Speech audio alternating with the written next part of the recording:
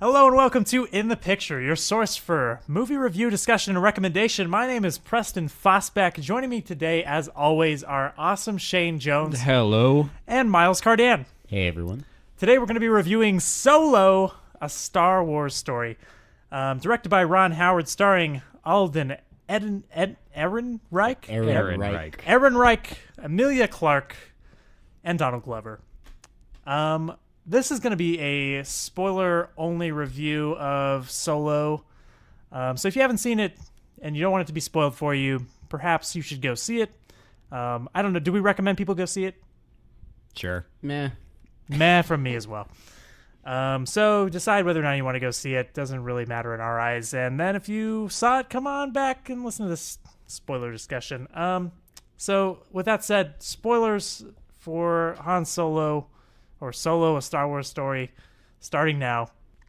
First, I think we should get everybody's kind of backgrounds with Star Wars as a franchise, just kind of in general. Shane, like, what is your background with Star Wars? What kind of Star Wars fan are you? Because I think we're all kind of fans, right? Yeah. All right. So my history of Star Wars is it's pretty much the greatest thing in the entire world to me. No other franchise comes even close to it. Ever since I've watched movies growing up, I've loved Star Wars. I didn't know about it until I saw one of the prequel movies. I can't remember. And then I was like, whoa, this is cool. And then my aunt showed me the original trilogy. And ever since then, I've dived into everything from the comics to the video games, the books, and have loved everything really. Big fan of all the Disney stuff, unlike some guys that I'm standing around or sitting around. Who could he be talking about? Yeah, I don't know. And yeah, I'm excited for what Disney has to offer in the future, even though not so fond of Solo. Right on. How about you, Miles? What is your background with Star Wars? So I would kind of dub myself a second-generation Star Wars fan. I was like 8 or 9 years old when the special editions were released in the theaters, and that's how I first saw them. And since then, like throughout my entire childhood and young adult life, like I was not like there was nothing that I was more obsessed with other than Star Wars. And like I was getting into all the expanded universe stuff. Like hell, I even liked the prequels when they first came out because I was still like pretty young, like 12 years old or whatever. And I mean, I recognized that not everything in them was great, but I just had a hell of a time watching them, and they just captured my imagination, and I was great. And then when Disney announced that they'd be doing all these new Star Wars movies, I was ecstatic. I had never been more hyped for a movie. Other like for The Force Awakens, I was so excited to see that. And then it came out, and it was good. I thought it was going to be better. If people have been, I don't know if we've talked about it too much, but Shane and I are totally on opposite sides of the coin of Last Jedi, because I did not like it at all. So my love affair with how Disney's handled Star Wars has definitely not gotten off to a good start. But I was still kind of excited for Solo, just because Rogue One I really liked. But then kind of Solo came out, and I was just kind of like, Okay. Anything else on that? No, I guess it covers it. All right. So I was a huge Star Wars fan as a child. You guys ever make like Star Wars fan films? Because I spent an inordinate amount of my time as a young person writing and making Star Wars fan films. Like my friends and I choreographed lightsaber battles.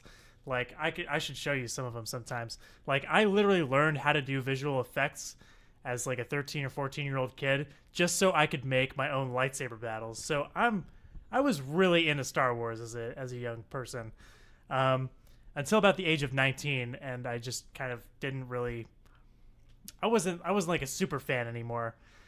And then, you hear about I heard about how Disney was going to buy the rights to Star Wars and start making more movies. And I was just like, this is going to be bad. There's no, those movies are like untouchable to me. And I don't think you can improve upon them by making more of them unless you do it really smartly and with taking much needed time to really think about what decisions you're making. And I feel like pretty much I've been proven right about that in general. I did not really care for The Force Awakens. I thought it was a fine movie, but like I don't care for all the nostalgia that people throw or people want from these movies. Like my Star Wars is there and I can watch it whenever I want. So I don't really feel the need for this nostalgia fest that a lot of these movies have going on. But I did like Rogue One, although I tried to rewatch it recently and I thought it was kind of boring. But yeah, so I'm kind of cynical about these new Star Wars movies, but I'm definitely an appreciator of the world building that took place in those first 3 movies that Lucas and Kirshner made in the 70s and 80s. So but of course I should say that, if you've been listening to the last few podcasts, I've been pretty cynical about Solo in particular because I just think it's ridiculous. So I thought we could talk a little bit about how the idea of making a Han Solo prequel is kind of an impossible task, at least in my mind. I don't know if you guys feel that way or felt that way. I know I've already kind of had this rant with you guys, but I wouldn't say it was an impossible task, but I'd say the cards were definitely stacked against it. Because when it was announced, when it was initially announced, I was actually very against it. I was like, there's so much you could do. Why the heck are you doing this? Nobody's asking for this.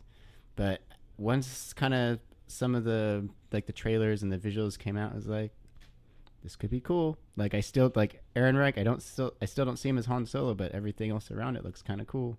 So then I just started to get a little more excited for it. Well, yeah. I mean, let's make a movie and recast a character that everybody loves and tell a story that nobody wants, as well as I don't know, just writing off of The Force Awakens and Rogue One, which weren't necessarily raved about with the fans, and the critics seem to like them, but the fans are very, very split on them. It just seems like an odd choice for a movie to come out, and then they went into all of that production nightmare stuff by switching directors and going all over the place. So, yeah, I mean, I didn't have very high hopes for this movie. What actually? Where was everybody expecting this movie to fall? After all the production woes, where basically Howard came in and tried to rescue the film. I think Shane and I talked about it. I was kind of hoping to enjoy it as much as Revenge of the Sith. Where were you guys on that? I didn't think it was going to be as bad as any of the prequels, but I didn't think it was going to touch any of the other movies. I figured it was going to be low, below Rogue One probably. But I hold Rogue One very highly. So where do you hold Rogue One? Above Force Awakens, below Last Jedi, below original trilogy. Okay. Maybe above Phantom Menace and Attack of the Clones, but that's about it. Okay. Yeah. We could go really deep into our order of rank for these. How many Star Wars movies have there been now? This is 10. God, the 10th Star Wars movie. This is insane. We're gonna get so many of these. I'm already exhausted. I can't wait. Keep them coming. Okay, so I thought I'd delve a little bit deeper into what I mean by a Han Solo origin story or a prequel movie being kind of an impossible task to create. And I mean, there's so many reasons, but I think mainly, guys, I don't know if you've rewatched A New Hope recently. Actually, I do. I don't think you have too recently, but I have the whole movie memorized in my head. Okay. So there's that. But I saw Solo, and then I came home and I watched A New Hope, and God, I was jarred by how different the characters felt to me. Han Solo's just an asshole in A New Hope. There's barely anything likable about him until close to the end. I mean, I don't know. Do you guys disagree? I mean, I wouldn't say he's unlike.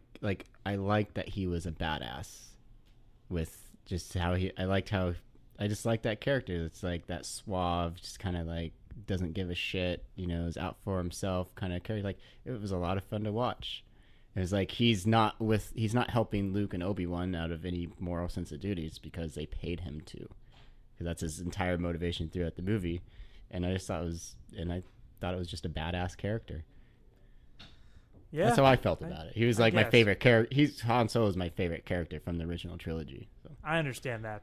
I think it's hard, and I'm not like saying that you're misremembering or anything. Try not to, but like it's hard to separate A New Hope from the other movies though too, because like, I mean, Han Solo becomes more likable in Empire and then Return of the Jedi. I feel like he's a real dick in A New Hope. I don't know. That's just the impression I took. Like he's kind of sexist and he's kind of just not there for any reason except money. Like I don't know, not a particularly nice character, but it seems. But he knows his shit. He says he knows his shit. I'm not sure he actually does know his shit, but I don't know. It just seems like a weird choice to me to make an origin story of that guy who is an asshole. Like, I don't know what we need to see before that guy was on A New Hope that would make this more entertaining. But that's just maybe just me personally. Aside from that, I think this movie's kind of hurt by the fact that Han Solo has been like the inspiration for so many other characters since 1977 and probably 1980. Like I was thinking about like Peter Quill, Chris Pratt's character from Guardians of the Galaxy, Captain Kirk in J.J. Abrams' 2009 Star Trek feels very much Han Solo-y. Like Tony Stark feels very Han Solo-y. Like if you're a fan of Lost, like Sawyer's character from that show feels very much like Han Solo. Like it's just created this archetype of this rogue character who's kind of a dick, but he's got a heart of gold. If the right woman comes along and softens him up a little bit or something like that. I don't know. I just feel like the character's been done better since Han Solo, and like holding Han Solo to this, putting him on this monolith, just seems kind of weird to me. But I don't know. Maybe that's just me. Do you guys have any thoughts on that? I do think that Ehrenreich is Han Solo. However, the movie's full of like a bunch of appetizers, and they didn't quite give you the full meal on anything. It'd be different if this movie led it all the way up to A New Hope like Rogue One did. I'd be like, yeah, that's not Han Solo. But obviously they set this up for more movies, and I feel like we're going to get that twist of him turning more to that asshole that you guys are talking about. I feel like he kind of started out good, and then he's going to, just with Beckett betraying him, I think that's a big key mark that if we see more Ehrenreich, that will start to play into his character.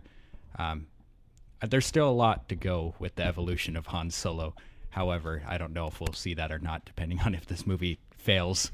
Yeah, I felt like Ehrenreich's interpretation. It was written by Kasdan, but like their interpretation of Han Solo was basically had all the traits of Han Solo minus the, as you put it, kind of like asshole, the cynical asshole out for himself, vibe. But a lot of the other stuff was there, like the arrogance and the, he's very sure of himself. Yeah, the way he talked, the way he walked, really, his whole personality, really, besides that missing element there.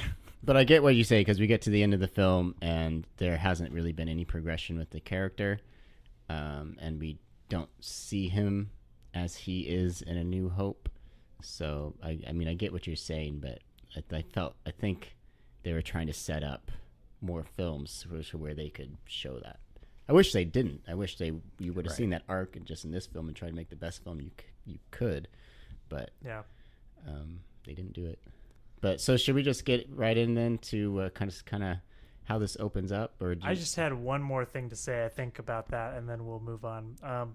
The other thing that is a real problem for me with making an origin story about Han Solo is that there's like, how everything in this movie ends up. Like, there are no stakes to, is Han going to win the ship from Lando?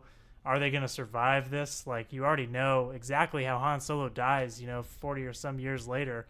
So, I don't know. It just seems like a losing bet to make to me. And, hats off to them for taking it, I guess. But it just seems like it was a bad move to make. So like on that point, like there are ways where like you can create tension even if you kind of already know the outcome. And I've seen movies that have done it.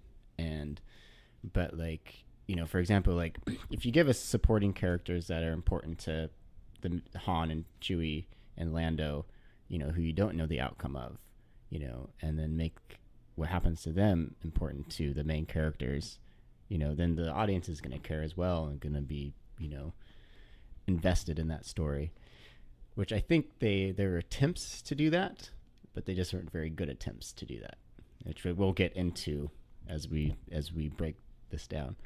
I agree. I think this would have been a much better movie if it wasn't a Han Solo movie. Like, if it was called, I texted this to you guys after I saw it, but if it was called something like, Random Guy in Space with Woody Harrelson, a Star Wars story, I'd see that movie. I probably would too, honestly. I don't know. I don't, if it wasn't a Han Solo thing, I would have been fine with it. Well, yeah, going back to your point on the stakes, I didn't feel like there was much of that.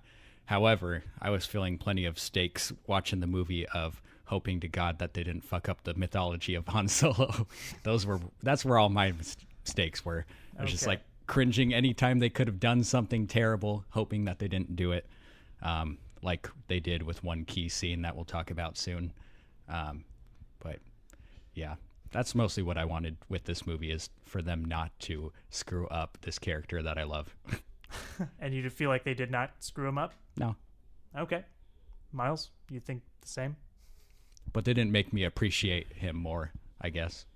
They didn't screw it up, but they didn't necessarily do anything positive either.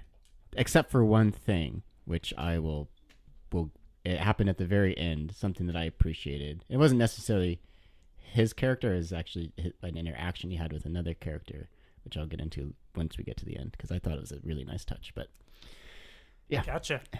All right. I kind of disagree, but we'll get into that. All right, so Ding, ding, ding. round one. So right off the bat, we've got a big change from the normal Star Wars films, in that the opening titles are really different. Yes. You guys have any big thoughts about that? How there's no crawl, but they kind of extended the a long, long time ago in a galaxy far, far away titles? Because Disney actually basically went and told everybody, is like, hey, just so you know, on these standalones, we're not planning on doing the original crawl. And Rogue One, it was just the title and then just like this big musical cue, and we were in the movie. And when I remember watching that first time, like a lot of the audience was very taken aback by that, which is why I really like what they did with the intro to Solo. And I hope they continue to do a similar style intro with the other standalone Star Wars spin-offs. Well, yeah, that intro to Rogue One was super jarring. It was just like, whoa, okay, we're starting. I think Rogue One, like you said, could have really benefited from a text like this, and I really enjoy that they'd put this in Solo. I'm trying to think, because this is a little bit different than Rogue One, if I'm not mistaken. Rogue One had the a long, long time ago, and then it had the Star Wars, right? And then that kind of just launches you right into the movie. Well, the Star Wars title like goes past the camera and then fades off, and then you just shung right into the planet, right? I don't think they even showed Star Wars. They didn't show it Star went Wars? straight into like Krennic's ship landing on that planet, and then after that kind of like flashback scene, they showed like the shitty Rogue One title card, and then it got into the movie. Gotcha. But I really like how they floated, how like the Star Wars title was different at the beginning of Solo. It's like it had this kind of like retro, like almost like diner kind of look. Yeah. And Yeah, which I thought that was interesting. I thought it was pretty neat. It's a lot better than that Rogue One thing they threw together in Photoshop or something. Oh. Yeah, I don't think that the opening titles really added anything. I didn't even read them, so maybe that's part of it. I should talk about how like this was the worst theater experience I ever had. Like there was a guy sleeping 4 or 5 seats away from me, and he slept through the entire movie. Who pays $15 to sleep through an entire movie like that? I don't understand. Maybe he has like 12 kids and this is his only place to escape. That must have been it. Finally, If it was- some peace. If it was something less than that, I would be disappointed in that guy. But yeah, like I didn't read The Crawl, and now that I've read it, I don't think it's added anything to the film for me. I mean, it just shows exactly what we're already shown. So Yeah. I mean, it just kind of gives people their bearings so they know what they're getting into, I guess. Even though, like, most people could probably figure it out as they go along. But yeah, anyways, it drops us right into a planet that, like, hardcore fans of the expanding universe have long kind of fantasized about, I guess, for lack of a better term. And that's Han's home planet of Corellia, which is kind of like... how did you feel about that, Shane? Because it's a little different than I think it's described in the expanded universe. Like, this was almost kind of like a slum, and it's like, oh, great, another, like, backwater slum, that a character has to escape from. But it did provide, like, a good motivation for his character, I guess. Yeah. I think just like Jakku, they kind of exaggerated how terrible the conditions were just so you felt something for Han. Like, oh, he had to grow up in this. But it seems like they're doing this with every single Star Wars movie, and it's kind of getting old. I mean, but it does make sense for his character because, somebody who aspires to be... I mean, he aspired to be a pilot, but he ends up a smuggler. So then it's like, well, if you grew up kind of in it with a life of crime... I guess that's kind of a natural progression to end up as a smuggler. So yeah, I just thought it was kind of a cheap way of giving him a reason to want to get off Corellia. But yeah, it was fine. Yeah, I kind of agree with Shane. I don't know. I'm just kind of tired of people coming from poverty, and I don't know. It sounds really You dickish. damn poor people. Like, can we explore some new areas here, Star Wars? Like, Yeah. I don't know. I want Ryan Johnson's trilogy to follow Broom Kid, who grew up in Canto Bight, and he Yeah. was secretly super rich. Didn't even see a single slum. Yeah, I'm not looking forward to the Broom Kid trilogy. What did you guys think about the aesthetic of Corellia? Did you think it was well designed? yeah, like my first impression was like, all right, I'm watching a Star Wars movie now. Just like everything similar to Rogue One. Like it was a throwback kind of to the same aesthetic that the original trilogy was putting off, and which I am a big fan of. Well, yeah, I mean, despite what I said, it did feel like a Star Wars planet. It felt lived in, and the stormtroopers were everywhere. It kind of showed what that time era would be like, and it felt like Star Wars. It's always nice to see those original trilogy era stormtroopers, isn't it? I Yeah. live for that shit. I just fucking love those stormtroopers. Move along. Didn't Yeah, they they say like that? use the same exact like audio Yeah. file, and you hear the Imperial March being played over some loudspeakers. How did you which is guys kinda feel funny. about that?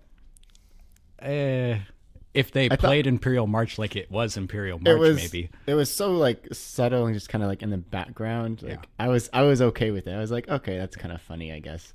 I enjoyed it because it touches a lot on what they talk about in other stuff. Is the Empire was really pushing that propaganda stuff to get everybody to join them, and it was nice to see that for once.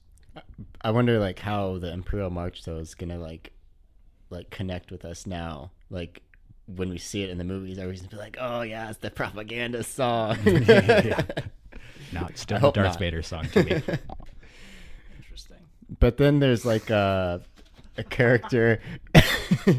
But then there's I guess the first like kind of thing of note that happens is Han confronts this Lady Proxima, who he's stealing the fuel for, right? Because that's like how it's basically the same storyline as Rey. Yes, major character Lady Proxima, who gets her own shout out in the opening title sequence. Yeah. And then is gone. Was was her appearance jarring for you? I actually kind of dug it because I just think back to A New Hope when like Han saying like I've seen a lot of strange stuff, and it's like, well, I'm okay with seeing some strange stuff from Han's perspective.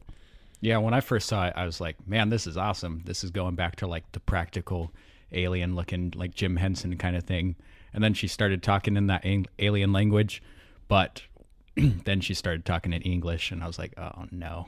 I wish they would have just not done that. I would have enjoyed that Pick scene a lot one or more. the other, Yeah. filmmakers. We need more subtitle alien talk in Star Wars. No, not subtitles. Yeah. We got to get these kids to read, damn it. I was still distracted by the snoring at this point, so I don't have too much to say. But, I don't remember feeling one way or the other about this in particular. So two things about that scene I didn't like. I actually didn't like the thermal detonator gag where he's actually just holding a rock and they call him out on it. Like that was just like straight out of Guardians of the Galaxy. And I just like, Which was straight out of Star Wars. and I was like, that's just, come on. This is like, I want to see a Han Solo movie, not a Star-Lord movie. And so that kind of threw me a little bit. And then the other thing was like his escape from Lady Proxima. There's absolutely no clues or like foreshadowing that led up to like, oh, she's, vulnerable to sunlight like a vampire. Yeah. It just happens. That was weird how that just kind of happens, isn't it? Are we all kind of all in agreement about those things, or? Yeah. When you hear all that gossip of how the previous director, the Miller brothers, Lord and Miller? Lord and Miller, when they were directing it and all that gossip around how they were making Han Solo seem like an Ace Ventura like character, I feel like that scene got carried over. Like they forgot to take that out. Okay, so let's move on to the character of Kira, who we're introduced to in the first part of the film here. Emilia Clarke, yay or nay? Khaleesi. Yeah, the casting in this movie is like a fanboy's wet dream. There's just like all these people from these huge sci-fi or fantasy shows or movies. Like, what do you guys think about the character of Kira and or Emilia Clarke as an actress?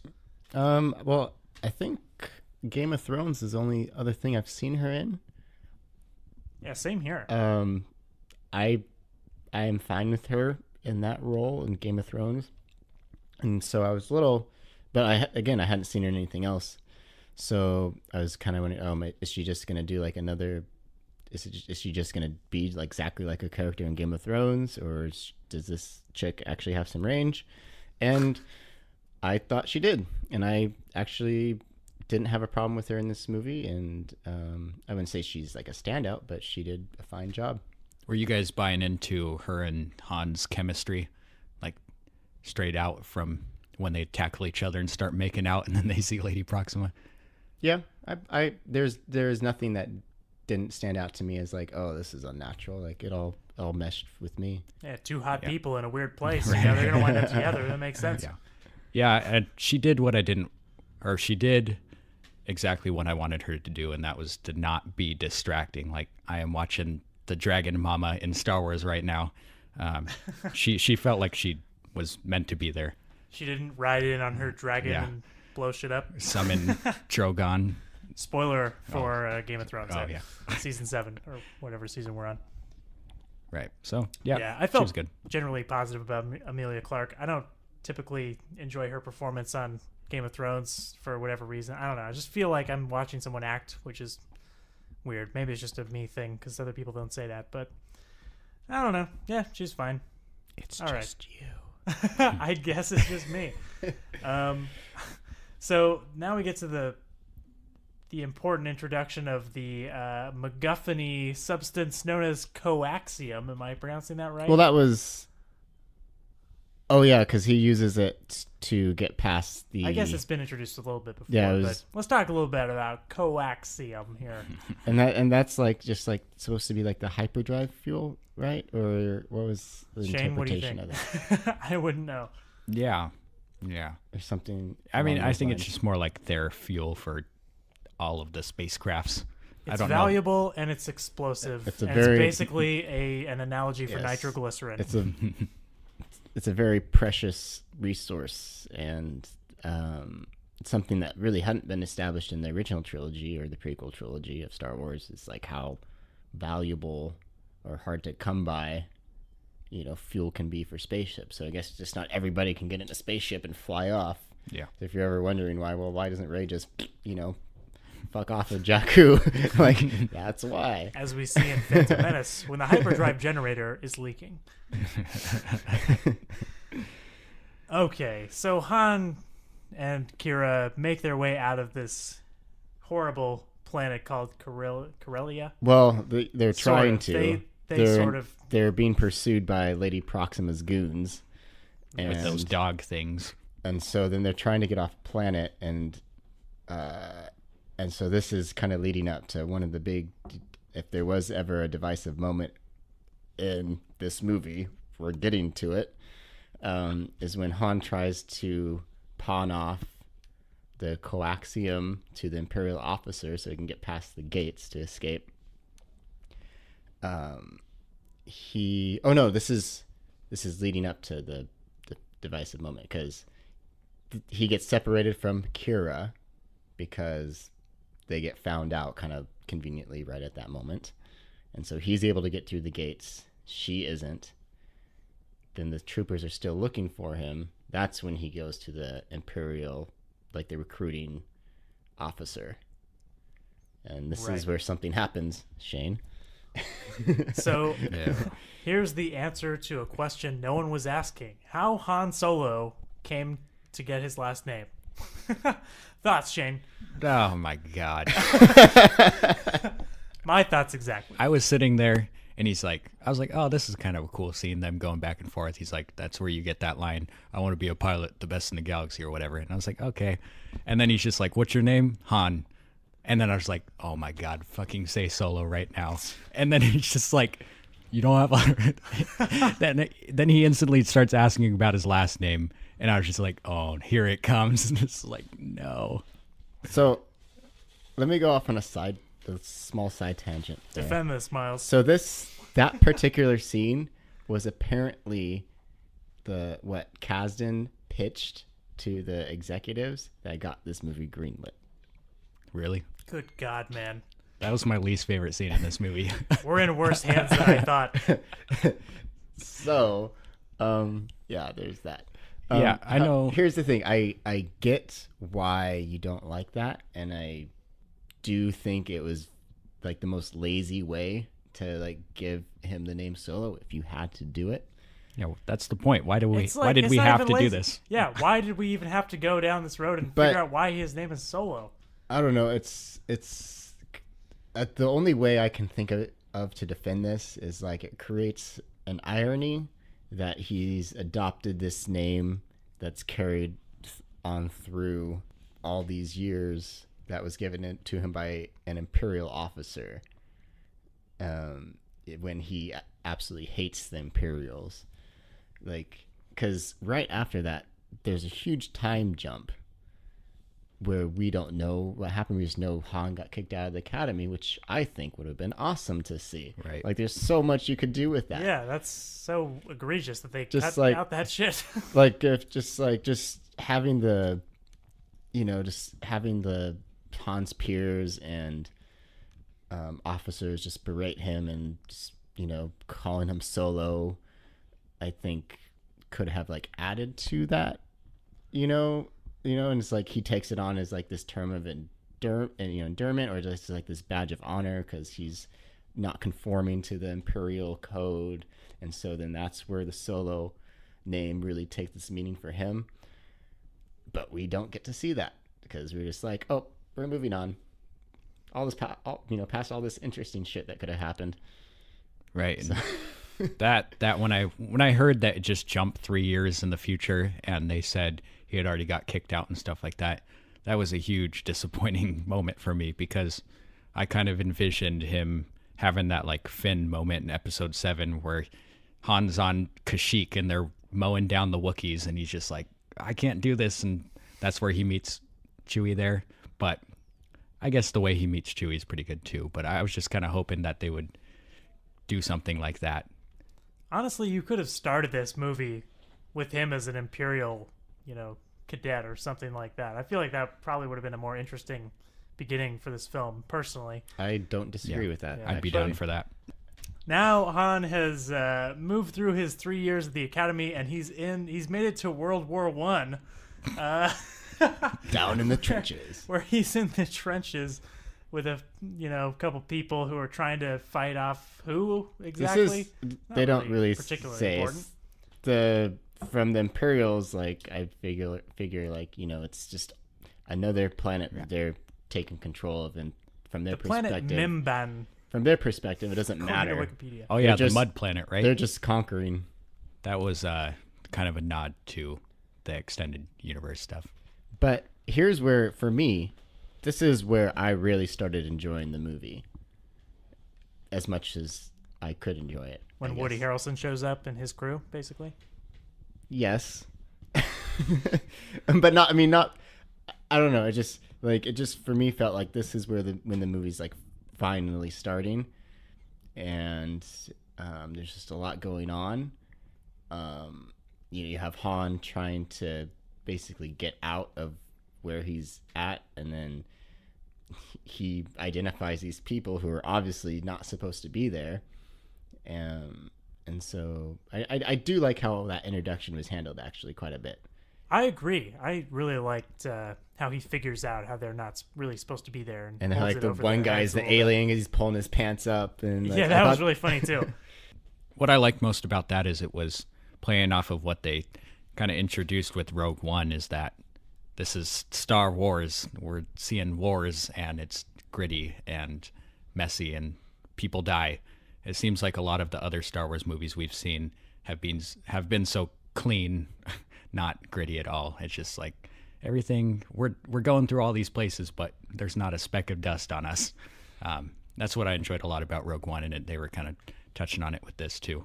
It was nice to see him down in the trenches and in the middle of everything. And I like how Han has to prove himself to these guys, and even though like they're not in agreement, like the one guy's like, yeah, we should take him, and everyone else is like, no. And and it's not until a little bit later that they're like, fine. I guess we could use, a Wookiee. But that brings us, we have to circle back to the most, one of the most probably looked forward to events in this film from fans. How do you guys feel that was handled? Because I actually was not expecting it to happen this way. And so, Han meeting Chewie, you mean? right. And when, maybe just because I'm just a little slow sometimes, but it took me a while to figure out that Chewie was the other one in the pit. Oh, It was like they mentioned the beast, Han gets thrown in there, the chain's moving. I'm just like, oh, what are we Dude. what are we That gonna see? Totally took me by surprise, and I loved it. I thought that was the best moment of the film for me personally. No, I thought it was great, and it wasn't really until you saw Chewie when I was like, oh, Yeah, I was definitely there too. When they kept saying like the beast and we haven't fed him in days, I totally thought they were going to show like a Rancor there, and I was like, oh man, this is going to be awesome. But I don't know how I feel about a CGI Rancor. But then it just turned out to be Chewie by the time all those thoughts went through my head. Yeah, all the set design kind of just put your mind exactly back in that Rancor pit Yeah. from Episode 6, right? but even within that, Very clever. even within that, like even though that was such a great scene, how did you guys feel about Han speaking Wookiee?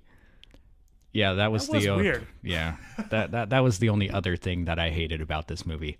It's like Han's never spoke Wookiee before, or whatever. Like, I felt like in a different context, like I would have loved it. I like, oh, that's hilarious, like kind of like in a Thor Ragnarok way.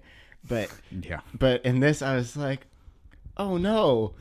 I was just waiting for him to speak English again. I'm like, he's never spoke Wookiee before. Like, why does he need to now?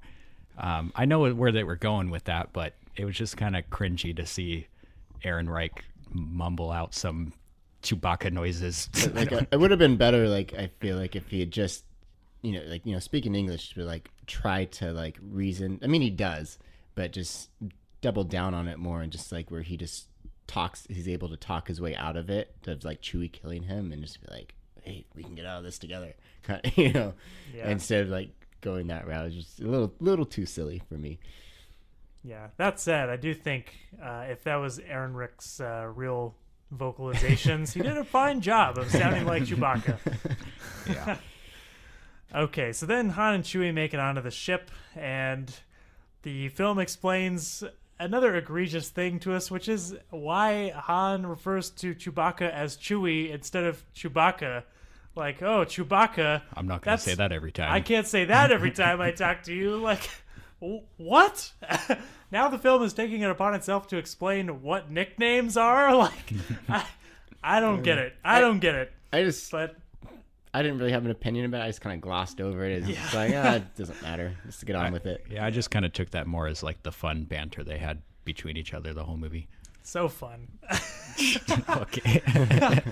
I don't know, guys. I don't know. It didn't work for me. But how did you feel about the crew? Because the crew with Harrelson, is it Jon Favreau was playing the alien, and then it was Tandy Newton. Tandy Newton. I love that crew. I could have watched a whole movie with Han and Chewie, like going on an adventure with that crew, and then like going on the Kessel Run with that crew. But as we all know, that did not happen. So how do we feel about how that whole heist sequence transpired? The heist was pretty cool. The train was really cool to watch. And the crew, I really enjoyed them, especially Rio, Jon Favreau's character. However, they were gone so quick, like they didn't even give you a second to care about them at all. And it's just like, why were these people even here if you're just going to kill them within 5 minutes? Yeah, because because Beckett is given like one short scene to grieve, but then it's over, and it doesn't really affect Han in any way either. So it's kind of pointless by the end of it. How do you feel, Preston? I think that Rio, great character. I appreciated Rio. Was sad that he died. I think it would have been a better film if he had stuck around. Maybe I don't know what they would have done with him in the end, because he would have had to keep coming back. Great, but yeah, but I mean, like, where is Rio during A New Hope? Like, he would have stuck around. I don't know, maybe not. But I thought Tandy Newton really got shafted with this role, because like she's such a great actress, and she's just like kind of there. I feel like she was there to like appeal to the people who watch Westworld and say like, here's one of the crazy, awesome Westworld characters. Actors thrown into this film for you, and then she just dies. Like, that's somehow like worth her death to get this shit that they lose anyway. It's like she dies for absolutely nothing, and then Woody Harrelson just brushes it off. I guess I don't really get why he was so apathetic about it or didn't talk about it, but I don't know. I mean, I wish Tandy Newton could have stuck around a little longer. I don't particularly care for Woody Harrelson in this film, just because I was telling Miles earlier, it just feels like a real trope of Woody Harrelson's now. Like, how many movies have we seen Woody Harrelson in at this point where he's just like, kid, you've got a lot to learn? Like, that's just every movie he's in, it seems like. Yeah. Like, it's kind of like, it's almost kind of like a first, even though like this is the part of the movie I'm probably enjoying the most, like, it is kind of like a rough draft kind of feeling as far as like the script's concerned, because it's just like, you know, like a writer, you know, you've got what you kind of call like the barf draft, and the writer, you know, it's got their loose ideas and a loose plot and everything, and then when you go back and revise it, you kind of recognize like, oh, I've got this great character here. One's really gonna be a crowd pleaser. It's like I gotta find, you know, something for this character to do later on. But, you know, they just die. And then we move on. It's like, oh, thanks, guys.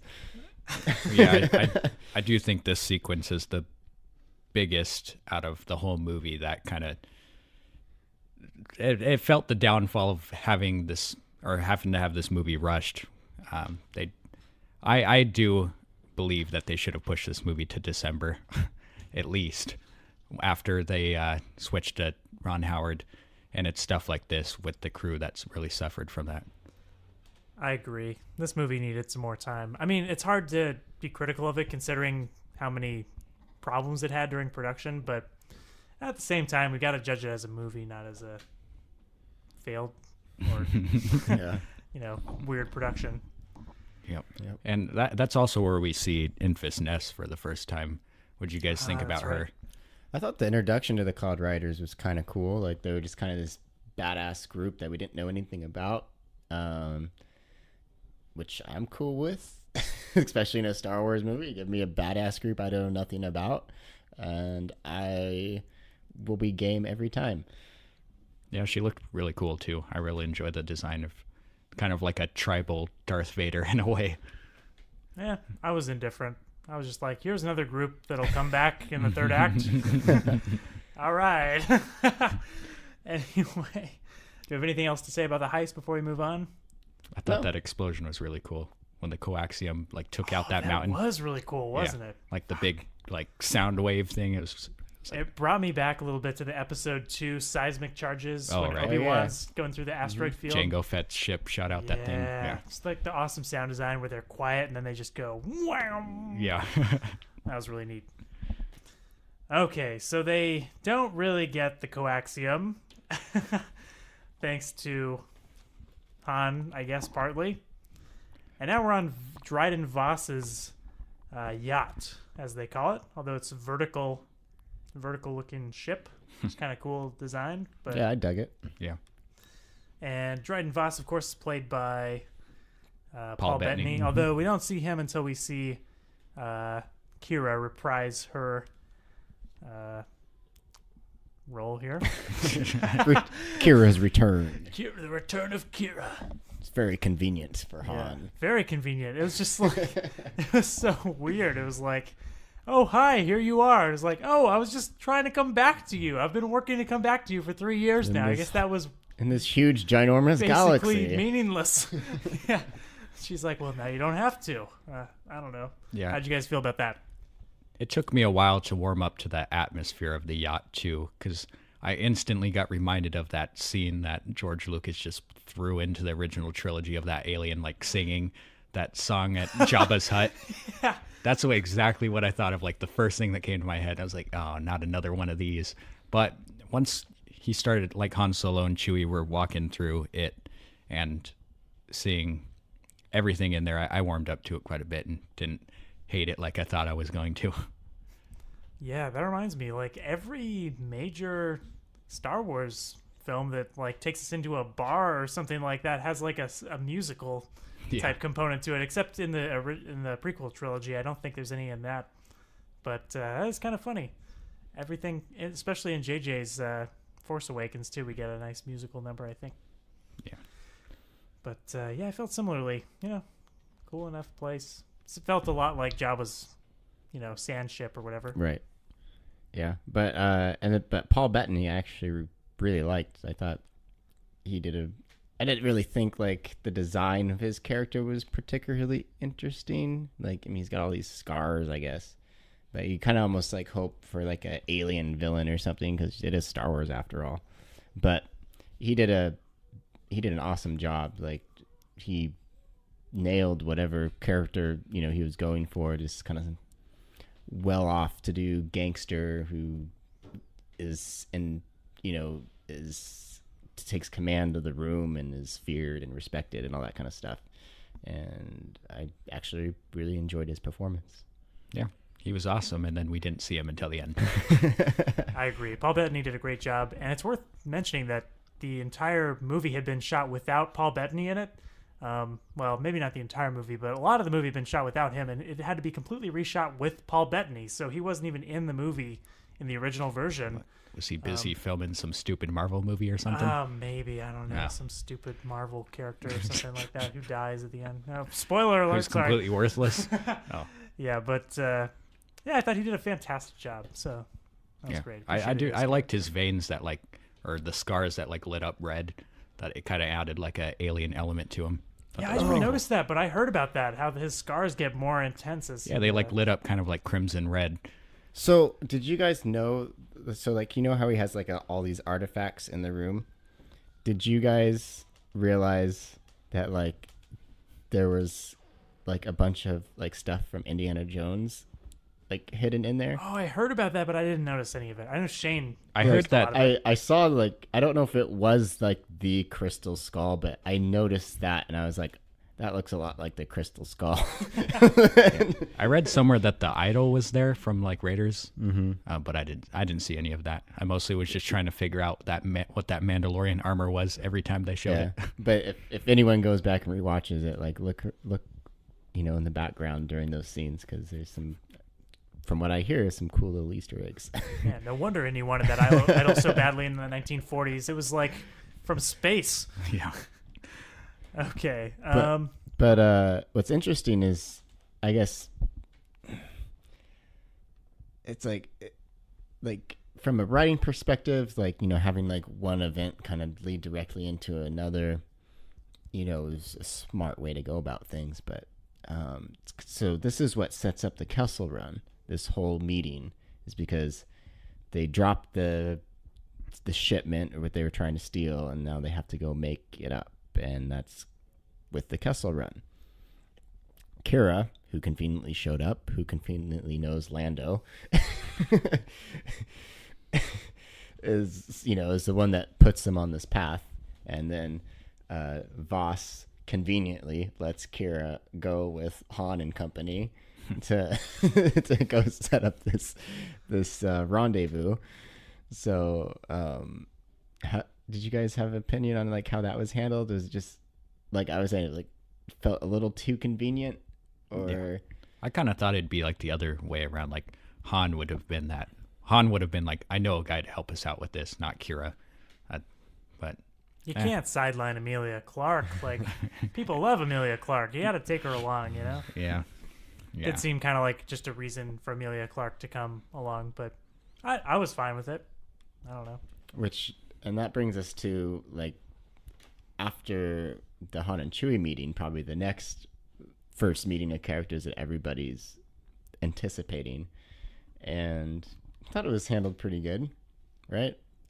Mostly. Oh my God. When I heard Donald Glover say something along the lines of, and I'm paraphrasing, I think, but, well, I was supposed to know she was an Imperial spy. I was like, holy shit, he's fucking Lando.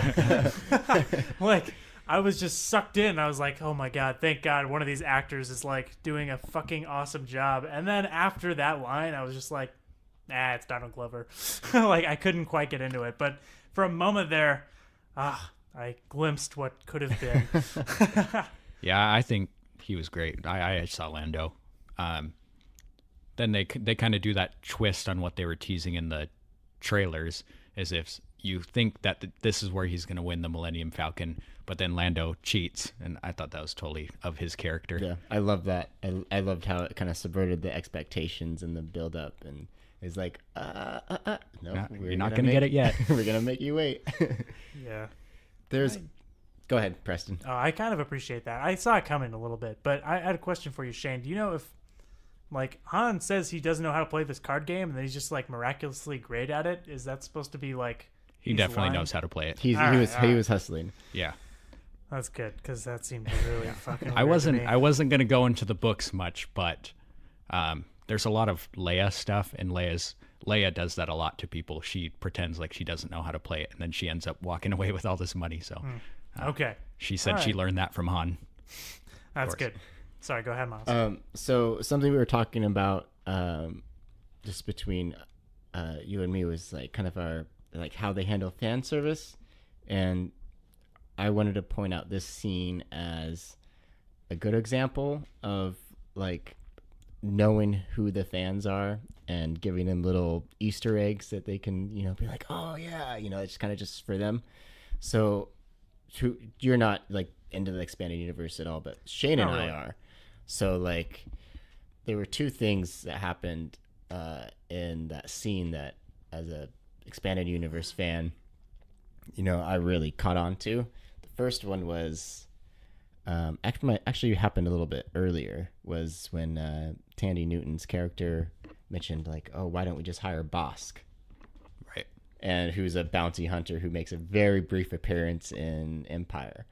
And then the other one was in that cantina where they meet Lando, was where somebody's telling Han about Beckett and and how he was the one who killed Aura Singh, who makes a very brief appearance in the Phantom Menace during the pod race. And she has like all these cool, she actually has like a lot of cool stories around her in the comics and everything.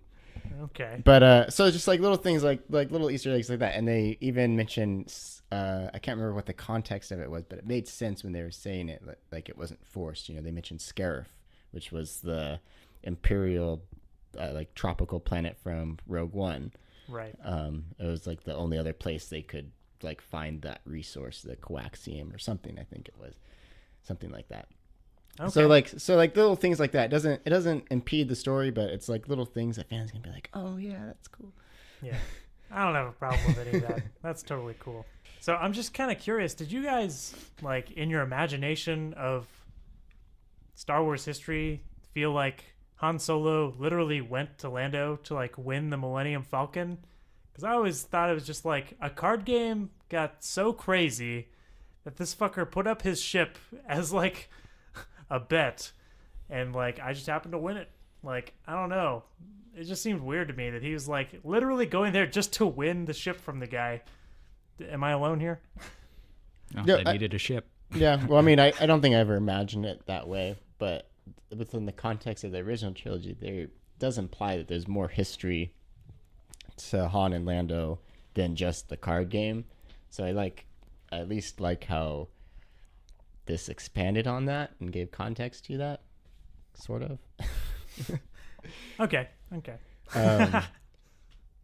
Yeah, but the one thing I didn't like was like, so once we get into the Kessel Run, because that meeting leads directly into the Kessel Run, is how Lando kind of gets sidelined a little bit through all those proceedings, which was a little disappointing because I thought he was going to be way more front and center than he was. Yeah, they put the spotlight on L3. Take L3 along for that little Kessel journey. Yeah, don't get me started on L3. Which I actually liked L3 a lot. Yeah. I know a lot of people say, "Oh, I hate that droid" or whatever, but I was like that was kind of a character that was full of life, and she was spunky, and just I dug it. Yeah, I almost felt for L3 more than I did any other character in that movie, especially when she like died. I thought they were kind of making her too much like K2SO from Rogue One, but she was her own character in her own way, I guess. And I really enjoyed that they were trying to push that whole like droid revolution. Like the droids deserve whatever equality, what they were saying.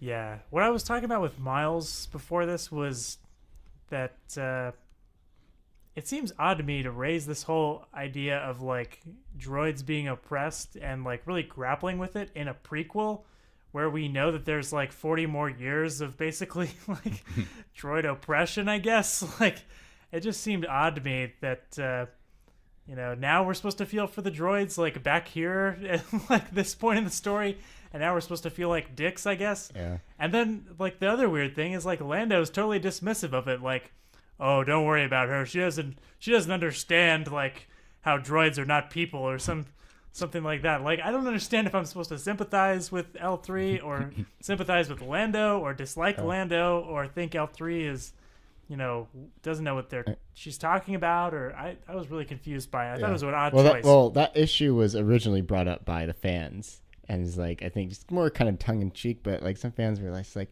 wait, like, are all the droids just like slaves? Because you have like all these, like Ex Machina, Westworld, Blade Runner, basically addressing the, it's like, well, is there a certain point where artificial intelligence, should like have the same rights and freedoms as people? So I think it was kind of a nod at that, because I think the filmmakers were very much aware of the conversations going around on the internets amongst the fans. But I do understand kind of how raising that at this time in the story can potentially create problems later on when you realize that like Luke is a slave owner. If that's the perspective you're taking on the droids. So yeah, it just seemed kind of odd to me. And then on top of that, like, let's take this droid who was so like passionate about droid rights and like liberating the droids, and let's take her consciousness and let's just throw it into a ship forever where she has no control over anything, and we just tell her how to navigate this ship or something. So this is actually good that this conversation has evolved this way, because we're already like talking about stuff happening during like the heist, that kickstarts the Kessel Run. There was like, we didn't really build up to that at all, and the film didn't either. It's like like I didn't feel the stakes at all. There's no like build up to the tension. There's like I was going into this movie, I was expecting like the Kessel Run to be like the final like third act finale type thing. But it wasn't. It was kind of like middle of the movie. Yeah, it was kind of thrown into the second act, which is weird. And like I felt there was like more build up and tension created in the Phantom Menace for the pod race, which I personally love from that movie. Pod race is great. Yeah. But in this one, it's just kind of like, oh yeah, oh I guess we're there. Okay. Now this is Kessel Running. Right. And then, I mean, that I think is the biggest problem with Solo is it never can build up momentum. Like anytime, like a roller coaster, anytime it's going up the hill, it just drops like a foot and then goes up another hill. Just like you never really get the roller coaster ride you were hoping for. Just it loses momentum the second it gains it. Yeah. But there was a lot of stuff happening in that sequence that I did enjoy. Like I thought the droid rebellion, the uprising or whatever that I forget her name, L3, that she started. I thought that was hysterical, like in a good way. Like it felt like that's where I really felt Kasdan behind the mechanics of the story, because like I felt like in tone, like that was something straight out of Indiana Jones, which I love, and I thought it worked great within the context of the story. Added like this chaos to the scene, and so you have all these things happening at once, all these people trying to do all these different things. You have Chewie who meets up with or sees the Wookiees who are enslaved, and it's like bro, like I like you're great and all, but I gotta go do this. And Han's like, all right, do it. And I thought that was kind of a nice little touch there. Though you pointed out to me, Shane, kind of like the Wookiees that Chewie ends up saving. It just kind of seemed those Wookiees. There's something just a little off about them. Like, yeah, they look like they dug those out of some fan's storage bin and threw them on. They only had the budget for one Wookiee costume. I don't know. They looked super off to me, especially the one that he like gives a headbutt to as he's leaving. Like that one, something was up with that thing. Yeah, it was just like the costuming was just a little off on that one, but I like the idea behind it still. I mean, they've shown other Wookiees before, like in Revenge of the Sith, and those ones look just fine.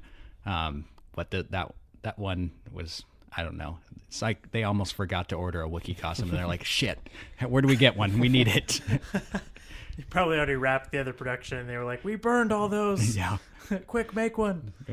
Go to the nearest San Diego Comic-Con and get somebody's freaking... I don't know. Yeah. I agree, though, Miles. I like the droid and slave uprising part. I thought that was fine. Quite entertaining. Did you like... just going off like L3, did you guys like her humor? I thought she was pretty funny. All her lines. I did too. I like how it was like. I felt like a lot of it was like deliberately hand-fisted.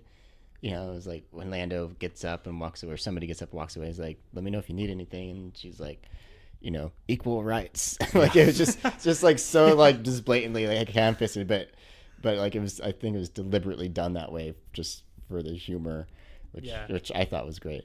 Well, yeah, Star Wars very quickly goes to cringy comic relief, and I don't think she ever reached that. Mm-mm. Especially, I don't know, just all her little one-liner things, like just Lando wants me and stuff like that when she was having that conversation with Kira. Oh, yeah, I forgot about that. That was funny. I don't think she quite made to the level of K2SO, who I really liked. I think maybe my favorite Star Wars droid of all time at this point, but definitely a very entertaining character. And there wasn't, apart from her dialogue though, there wasn't any like real foreshadowing of like how strongly Lando reacted to her getting shot.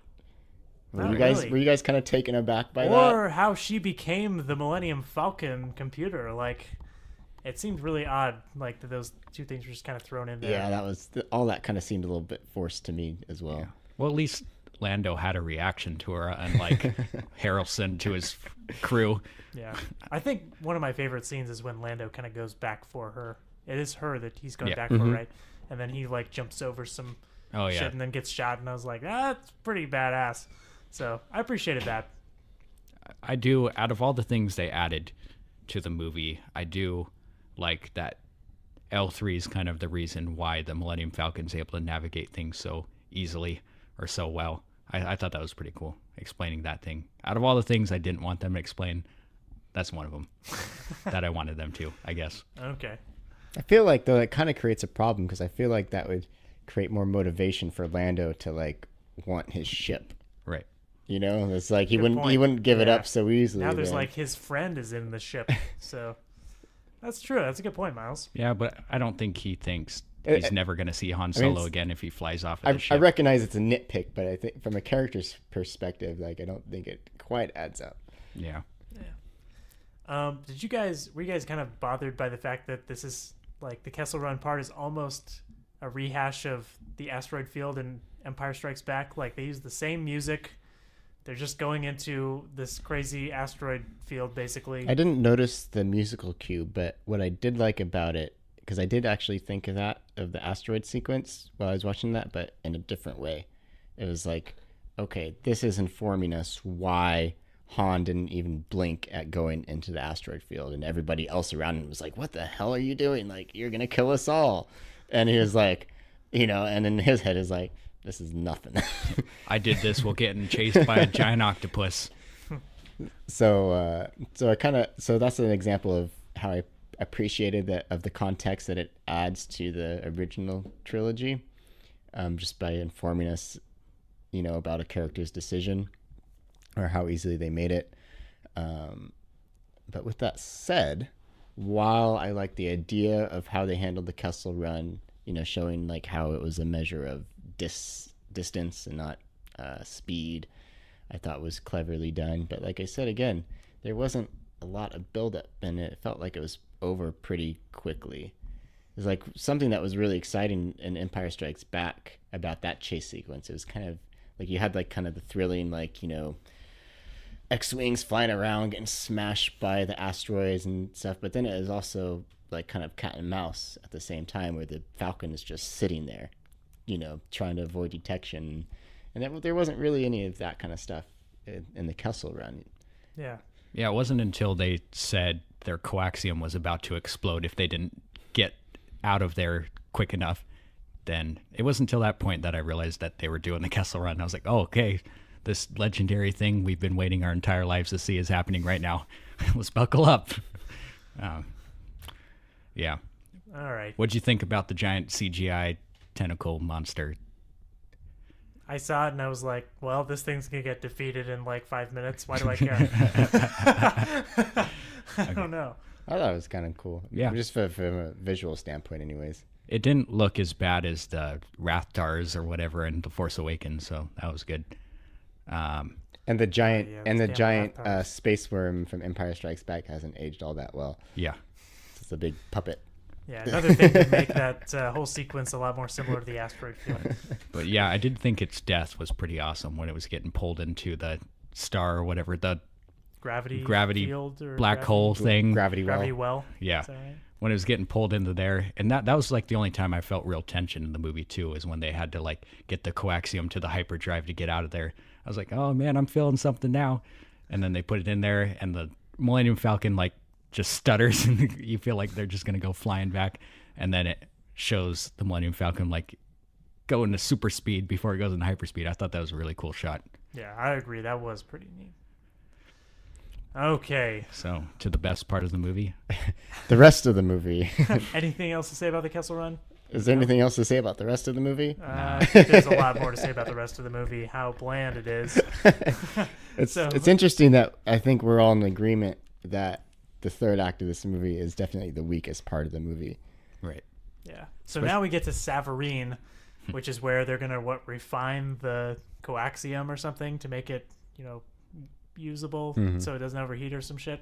I don't fucking know. So they're sitting on this desert planet and Woody Harrelson wants some brandy because apparently there are fruits in outer space and that we can distill into brandy. I don't fucking know. Like, talk about Savareen, guys, up until when the Cloud Riders show up.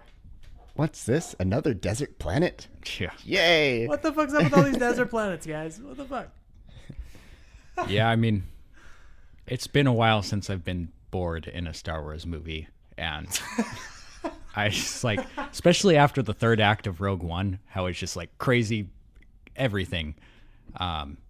You should not be bored in the third act of a Star Wars movie, and I was just like, come on, let's just get off this planet. Because it's you have the introduction of the Cloud Riders, which I say maybe is like the most interesting part of the third act, and it's even not that interesting because you don't know who these characters. Like I was tying up like, oh, you have these badass characters, who you don't know anything about. Like that's cool, but then the whole introduction is like who they actually were. I just thought was just so like, really. Yeah, we have this big reveal where the main Cloud Rider takes off their mask and we see oh my god, it's someone we have no idea who they are. Like, who is that? I don't... Yeah, no. I was like, am I supposed to know who this is? Like, I mean, that's fine if it's someone we don't know, but why, like, build up to it that much? Like, why have them wearing a mask in the first place? Like, I don't really get it. And then you find out, like, oh, we're good guys, actually, and we're probably going to be the ones that start the rebellion later on. The twist It's is like, you guys are the bad guys and we're the good guys. Oh, shit.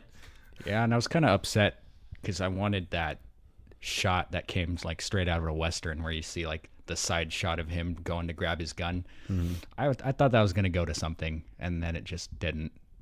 And it was kind of like hitting the final nail into the casket of they didn't really have an antagonist in this movie.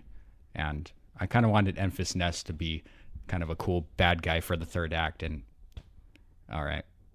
They just didn't do anything. They just talked. This movie has a really bad antagonist issue.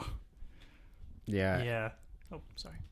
No, I didn't have it. I was just going to say, yeah. That's all I had to say. Oh, yeah. Okay. Yeah.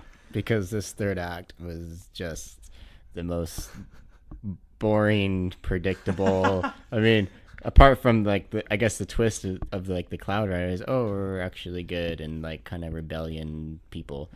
What do you mean Beckett was going to betray him? So wait. So at this point, when the Cloud Riders reveal who they really are, now Han decides, okay, we've got to screw over this Voss guy.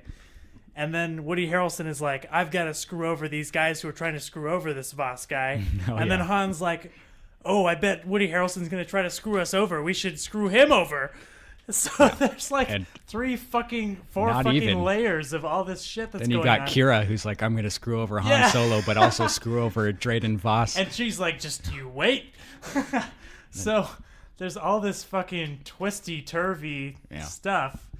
So they get to the Drayden Voss yacht again, and then they give him the coaxium, and he's like, oh, this is fake. And then they're like, oh, no, it's not.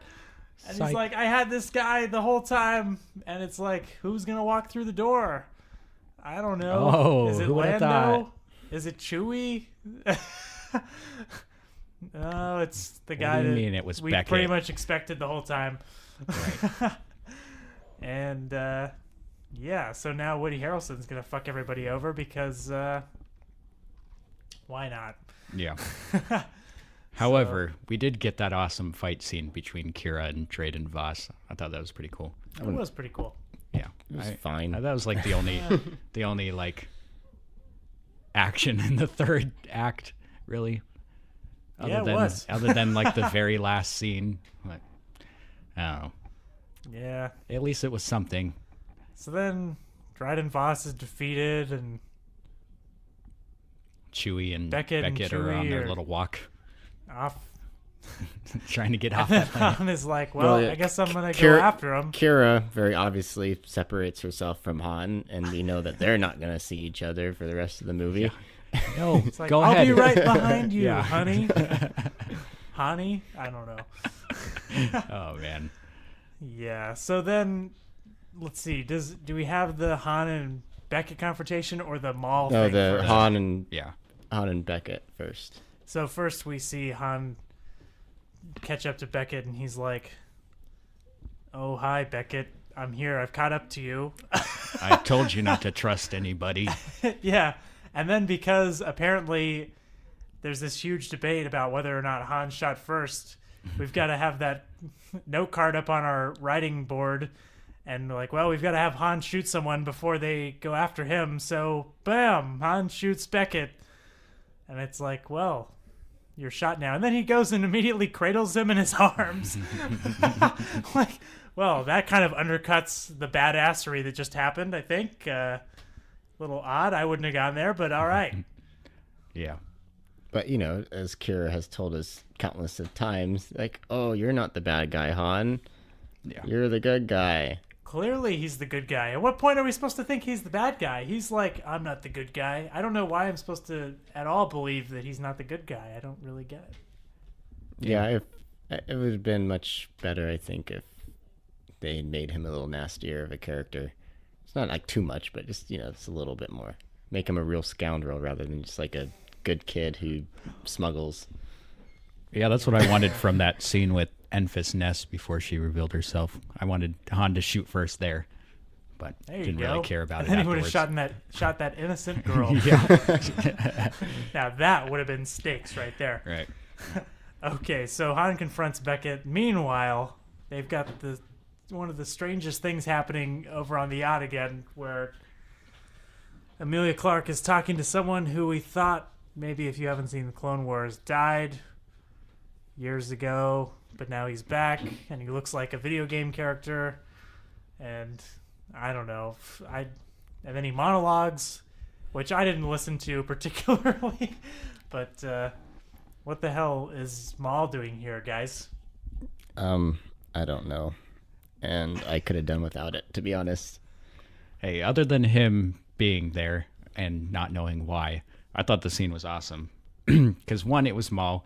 I didn't like that he was CGI, but it was cool to see him there and how he looks in the Clone Wars with his Clone Wars lightsaber that he turned on for no reason other than there being a lightsaber in this movie.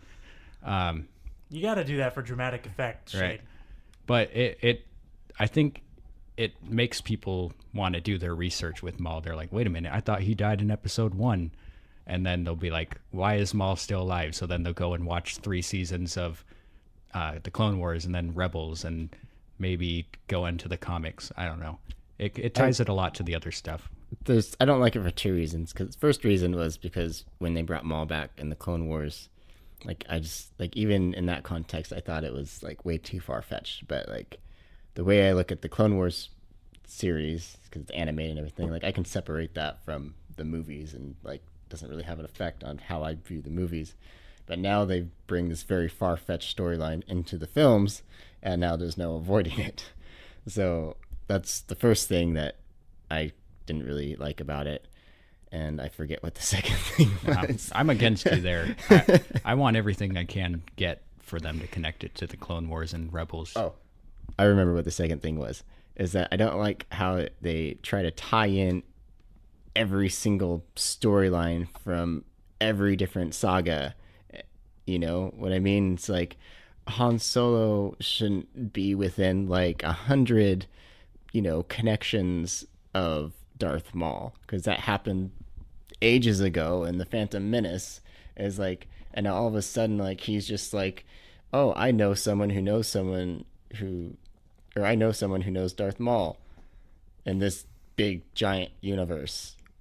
If in one of these next Solo movies, whether they get made or not, I don't fucking know if they're gonna get made. I hope they not. I hope they don't. But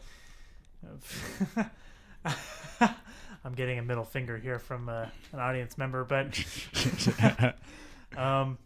like Han Solo in A New Hope is very particular about how he's never seen any weird shit like that's weird enough for him to believe that the Force actually exists. If he confronts Maul at some point, well, I guess we just don't fucking care about the source material. I don't know.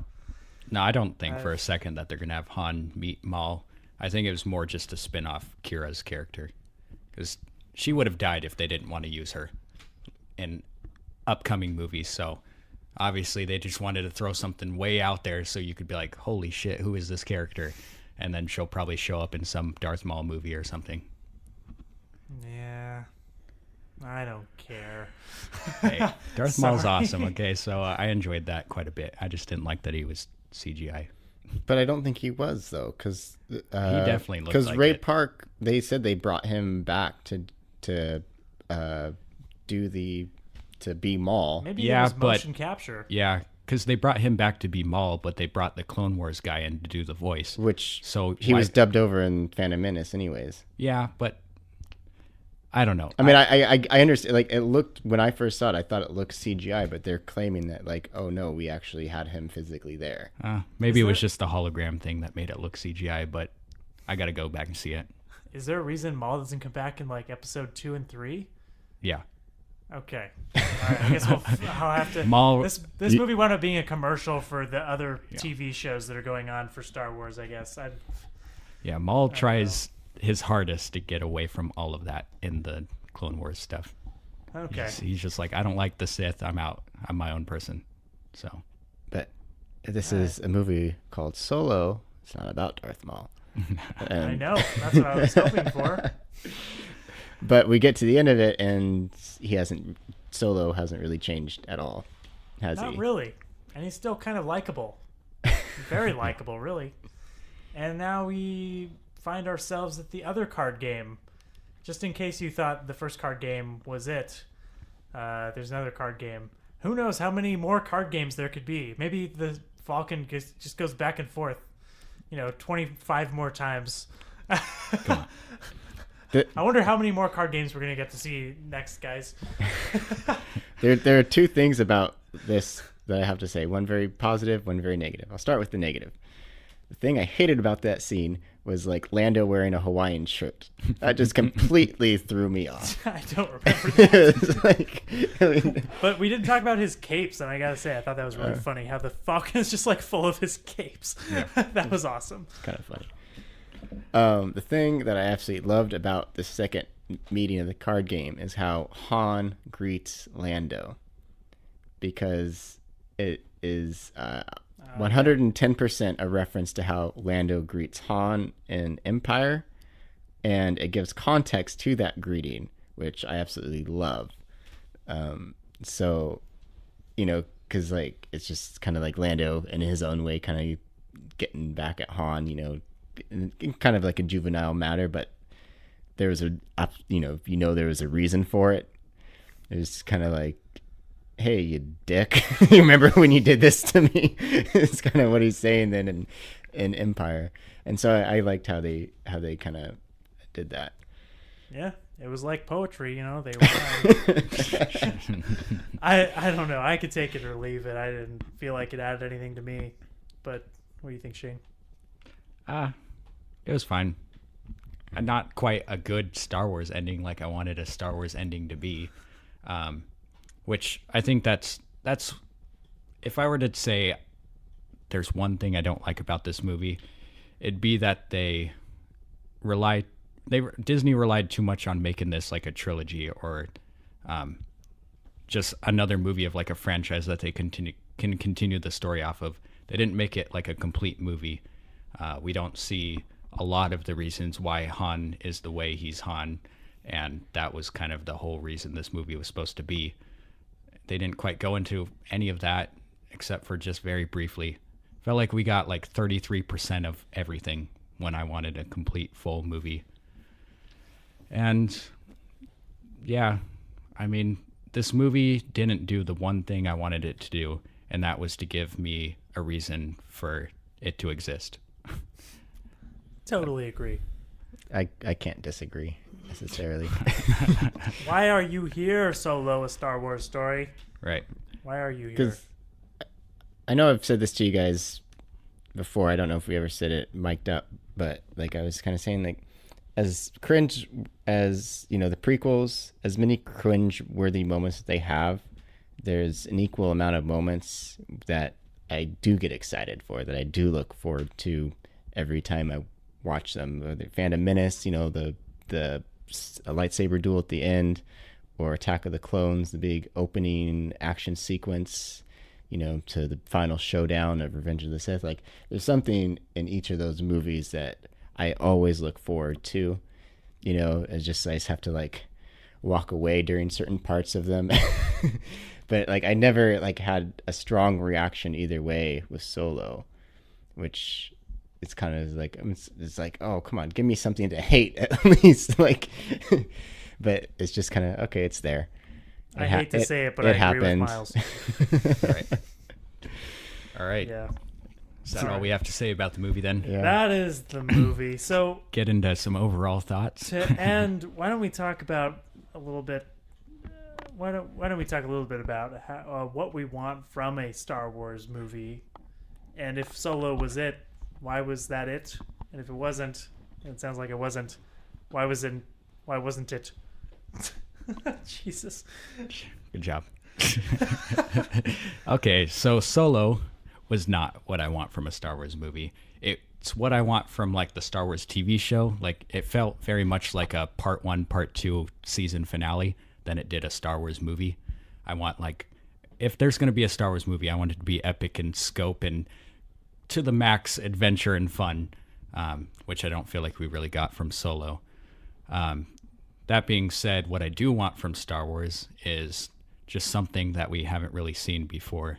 I feel like Disney's doing, all they feel like doing now is connecting somebody to something and something to somebody. Like this dude tripped over that guy's leg, which continued to domino effect into this event happening. Like, you have a galaxy that's giant. Why do you have to connect every single point to each other? We should have characters that have not even come within 200 Light years, parsecs away from each other. Like, I want to see something that takes place elsewhere. Like, you could have a character or two we've seen before, but I want more that we haven't.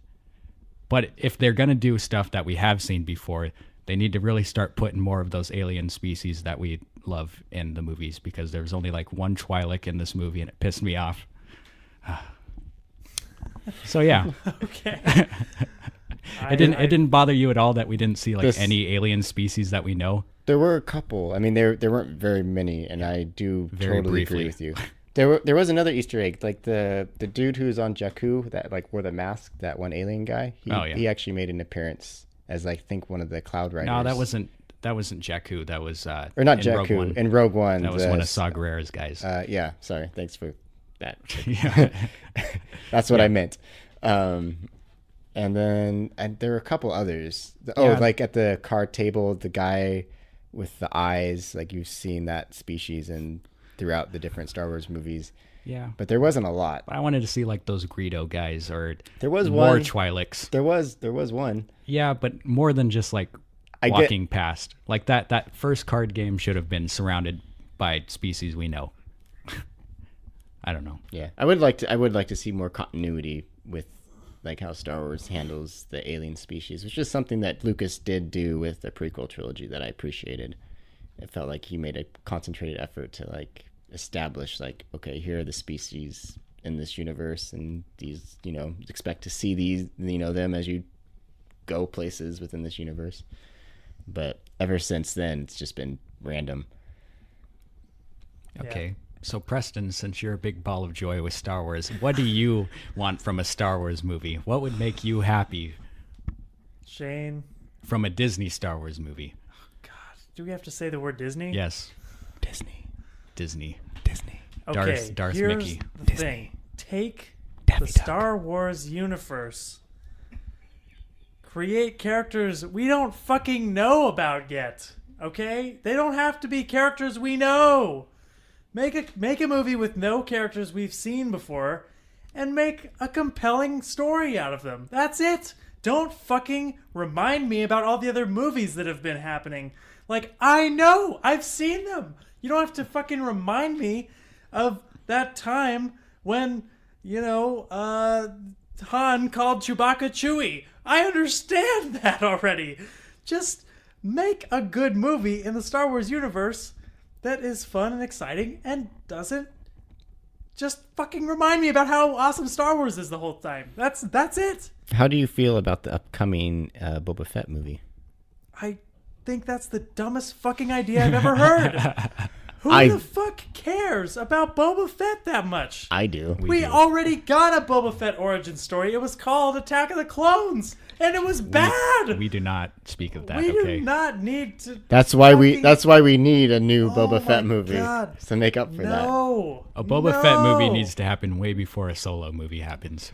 Obi-Wan movie. We need to see I Boba can Fett see an Obi-Wan incinerate movie. somebody. I can see an Obi-Wan movie being good, but Well, it we doesn't have to be about Obi-Wan. Just any fucking Jedi who has a character similar to Obi-Wan's. That's fine.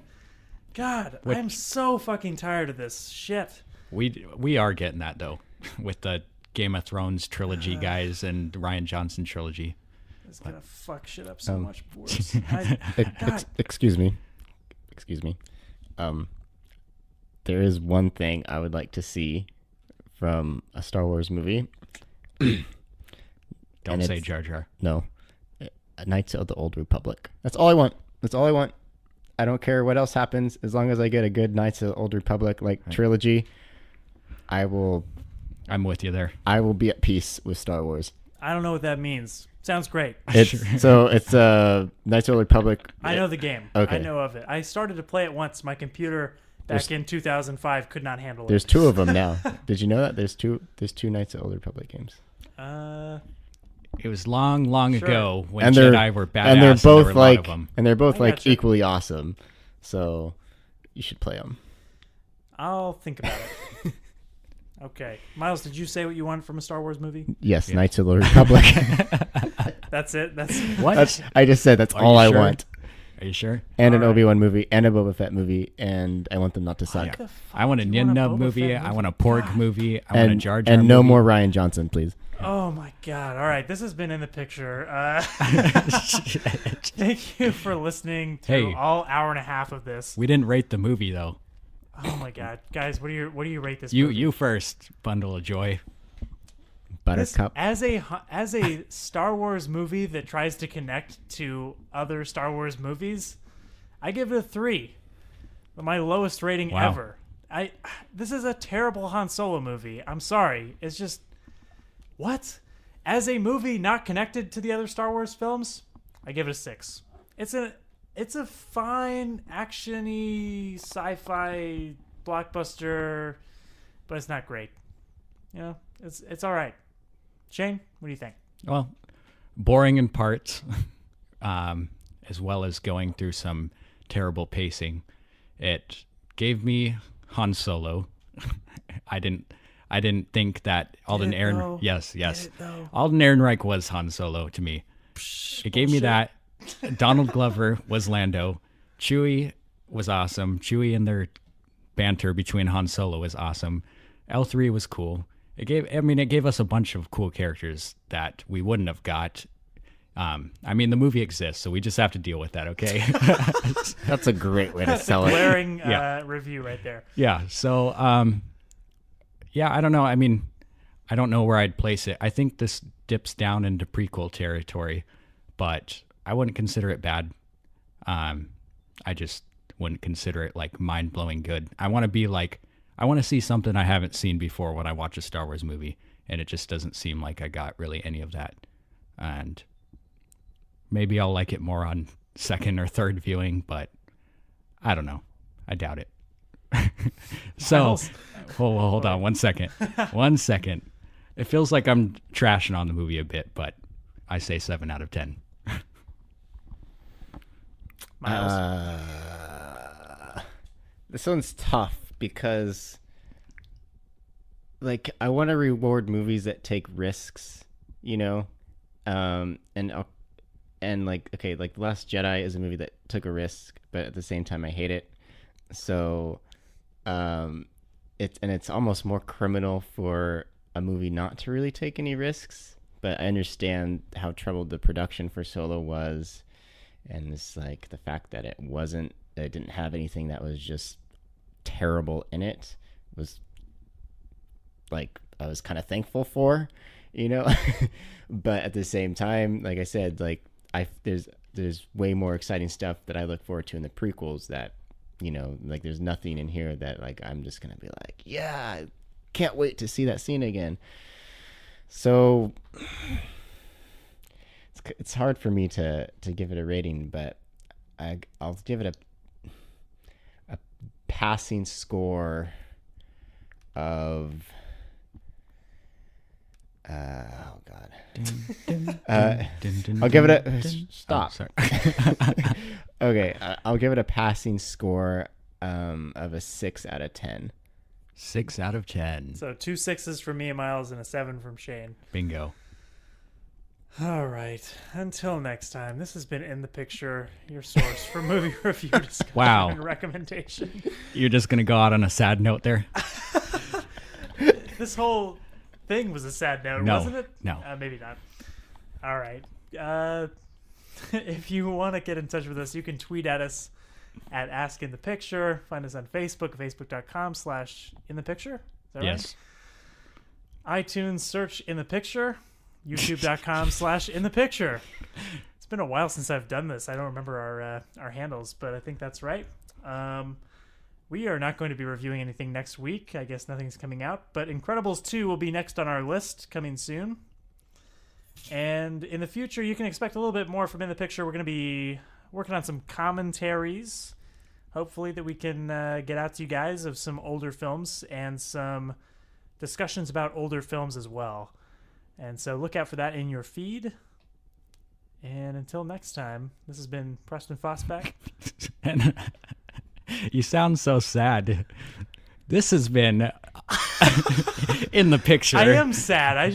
Solo was just made even more sad. We got a for Star me. Wars movie, so you should just be happy, damn it. I'm Shane Awesome Jones. I'm Miles. And this movie has beaten us. Solo has destroyed us. And now Just Preston. Well, yeah, I guess so. Who the fuck thought this was a good idea I'm to fine. make this movie? I'm fine. I'm really Who fine. thought it was a good idea This to make was it? literally George Lucas's idea before he lost Lucasfilm. Everything's fine. but We're all genius. fine here. Hey, don't knock on George Lucas, okay? Just had a slight filmmaking malfunction. Everything's fine. Oh my god. Yeah, George you- Lucas, that infallible man who's never done anything wrong. Wow. And if you're still listening to us at this point, please do something more with your life. Wow. Until next time. It may be the Solo Shane show after today. I'll be taking over In the Picture, getting rid of these sad ass people. Good night. Good All right, night. Bye. In the Picture, out. Yeah. That was horrible.